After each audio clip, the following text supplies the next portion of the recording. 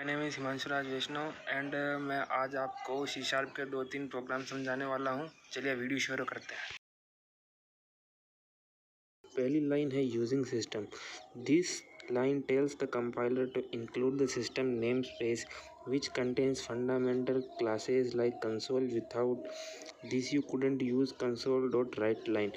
मतलब अगर आप यूजिंग सिस्टम नहीं लिखेंगे तो console.writeLine आप यूज़ नहीं कर पाएंगे।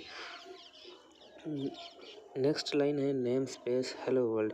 This declares a namespace named hello world. A namespace is used to organize code into logical groups and avoid name conflicts. ये बेसिकली आपका जो प्रोग्राम है उसको नाम देने के लिए यूज़ होता है। और अगली लाइन में लिखा है class program. This defines a class named program in C sharp. All executable code must be inside a class. This class contains the main method where the program start executing। मतलब आप class का कोई भी नाम दे सकते हैं और अगर आपको कोई सा क्लास कॉल करनी हो तो पूरे प्रोग्राम में आप कहीं पर भी क्लास कॉल करा सकते हैं। बाद में है static void main string args। This defines the main method which is use the entry point of the programme.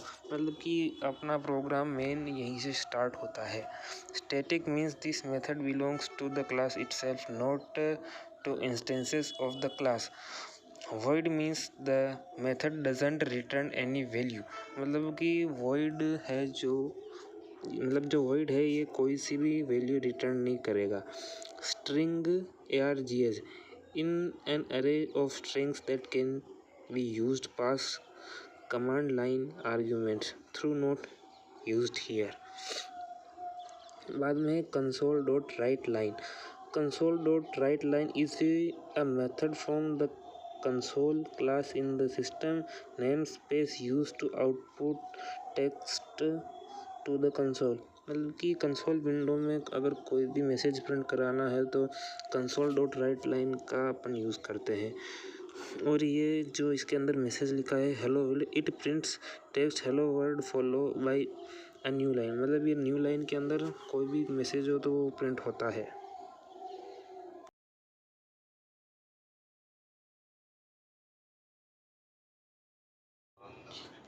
Typing speed को इग्नोर करना गाइस, मेरी टाइपिंग स्पीड अच्छी नहीं है और वीडियो में बने रहिएगा।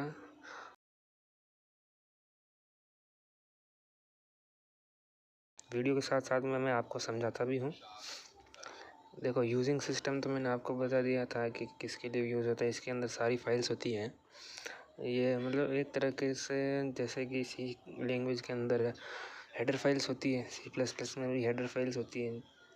मतलब कि अलग अलग लैंग्वेजेस के अंदर उनकी लाइब्रेरीज होती है, हेडर फाइल्स होती है। वैसे ही सी शार्प के अंदर भी है हेडर फाइल्स है और इनको अपन बोलते हैं पैकेज। ठीक है।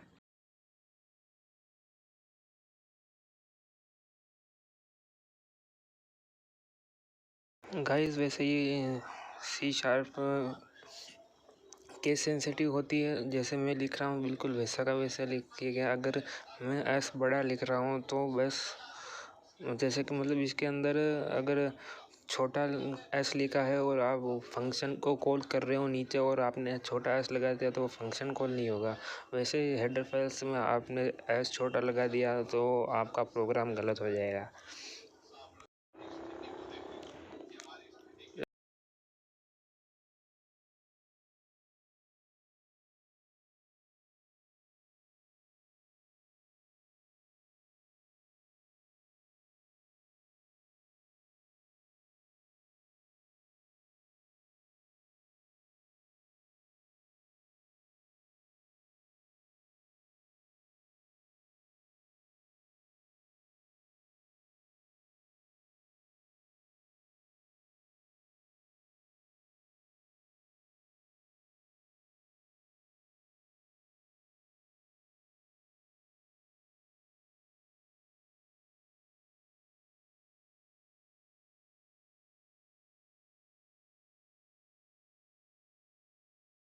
देखो ये यहाँ तक मैंने आपको बता दिया था, वर्ड मैन तक तो मैंने आपको बता दिया था, ठीक है।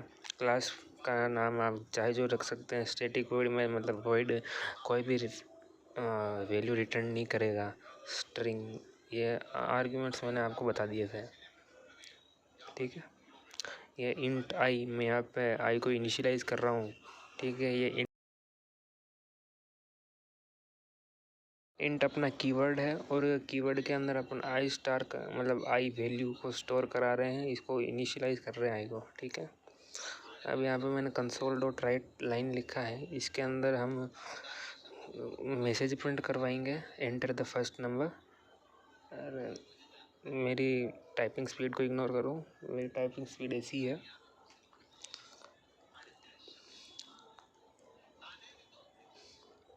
कंसोल डॉट राइट लाइन से नेक्स्ट लाइन में जाते हैं और कंसोल डॉट राइट से मतलब सेम लाइन के अंदर अपन प्रिंट करवाते हैं। मैं आपको इंट डॉट पार्स वाला बताता हूँ। मतलब I dot int dot parse console dot read line में क्यों लिख रहा हूँ आपको मैं समझाता हूँ। Console dot read line reads the user input from the console as a string. मतलब कि अगर अपन ये नहीं लिखेंगे तो ये मतलब स्ट्रिंग के अंदर चेंज करने के लिए इसको अपन लिखते हैं।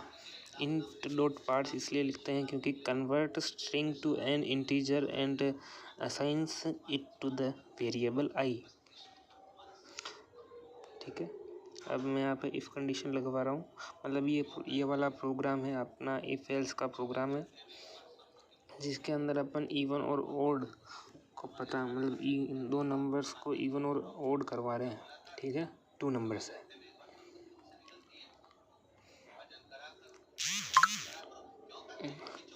मतलब ये मैंने लिखा है if I percent two equal 0 this checks if the number is divisible by 2 using the modulo operator, यानी कि परसेंटेज का ऑपरेटर।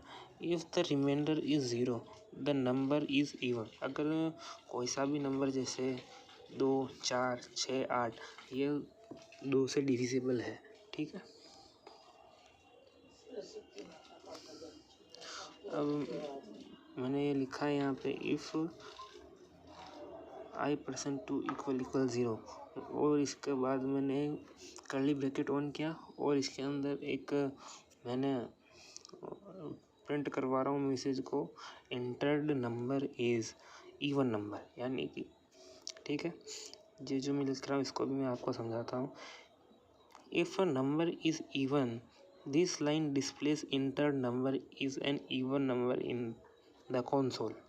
मैं फिर से पढ़ के सुनाता हूँ। If the number is even this line displace entered the number is an even number in the console. मतलब कंसोल विंडो में प्रिंट होगा entered number is an even number, ठीक है। अब मैंने यहाँ पे लगाई एल्स कंडीशन। मतलब एल्स कंडीशन के पहले मैं लिख रहा हूँ कंसोल डॉट रीड। ये कंसोल डॉट रीड करेगा। मतलब इसको भी मैं समझाता हूँ आपको। Wait for the user to press a key before the perform, मतलब कि सॉरी मैं वापस बोलता हूँ। Wait for the user to press key before the program exits. Keep the console open, मतलब कंसोल को ओपन करने के लिए ये यूज़ होता है, ठीक है। अब मैं एल्स कंडीशन कर रहा हूँ।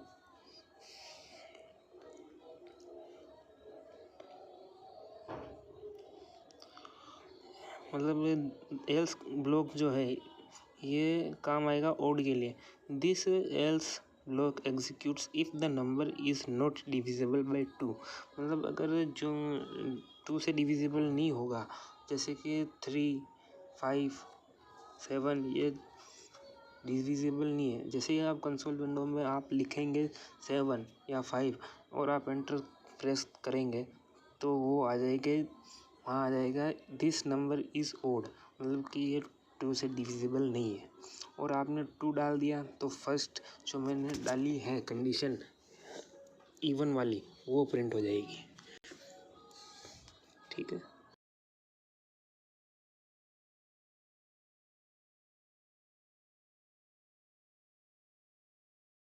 ठीक है, जैसे कि मैंने लिख दिया कंसोल डॉट राइट में entered number is an odd number, ठीक है।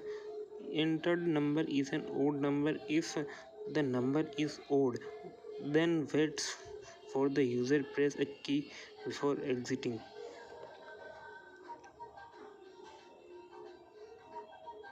ठीक है, आई होप यहाँ तक तो आपको समझ में आ गया होगा। अब मैं आपको नेक्स्ट प्रोग्राम समझाता हूँ। अब अपना अगला प्रोग्राम है 2 नंबर को प्लस कराने का प्रोग्राम। अब मैंने यहाँ पे तीन वैल्यू ली है, ए बी और सम, ठीक है।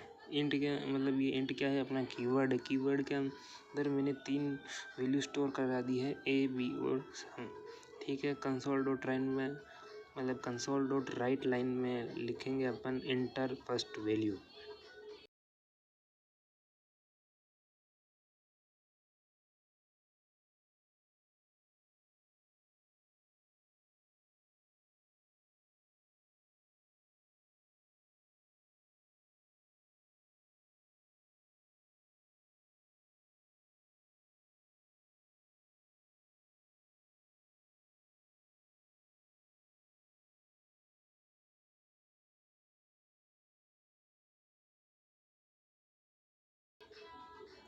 अब मैं यहाँ पे int dot parse console dot read इसलिए लिख रहा हूँ ताकि जो भी मेरा फर्स्ट जो भी मैं कंसोल विंडो में कोई भी वैल्यू डालूँ, जैसे मैंने 2 डाला, कुछ भी डाला, जैसे कि एग्जांपल के तौर पे 1 2 3 4 5 डाला, तो जो वैल्यू होगी वो ए में जाए, इसके लिए मैंने a equal int dot parse console dot read line लिखा है, ठीक है। यहाँ तक समझ में आया।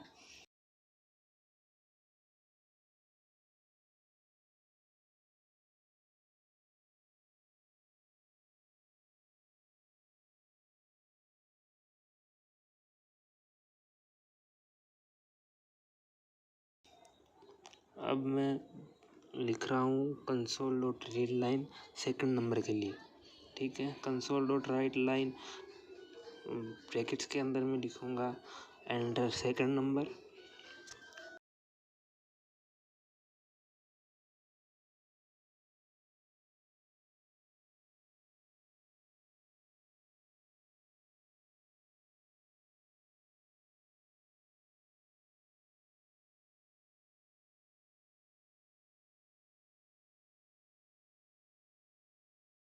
अब मैं यहाँ पर भी same B equals int dot parse console dot read line लिखूँगा ताकि मैं जो भी सेकंड वैल्यू डालूँ वो बी के अंदर जा सके।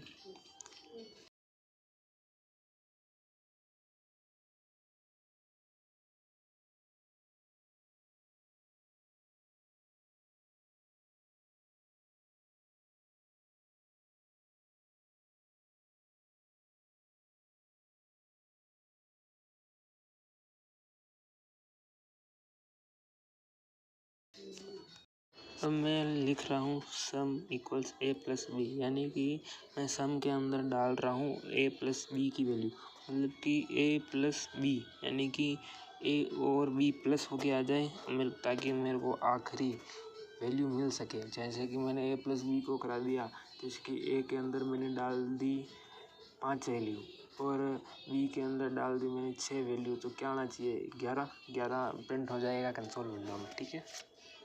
अब मैं यहाँ लिख रहा हूँ कंसोल डॉट राइट लाइन